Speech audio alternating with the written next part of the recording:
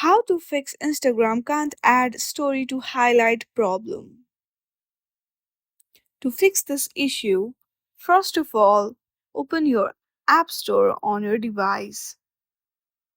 Once you are on your App Store, on the searching bar, search for Instagram application and make sure that no updates is available in your Instagram application. If you see any update button, then simply hit on that. Then go through the Instagram application and hit on the human icon which is on the bottom right corner of your screen.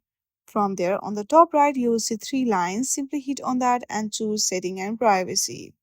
From here, under the Settings and Privacy, you will see Hide Story and Live option. Simply tap on it and make sure that it is set to 0.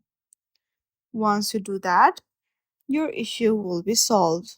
I hope you like this video. If you like this video, then please do not forget to like and subscribe to our channel.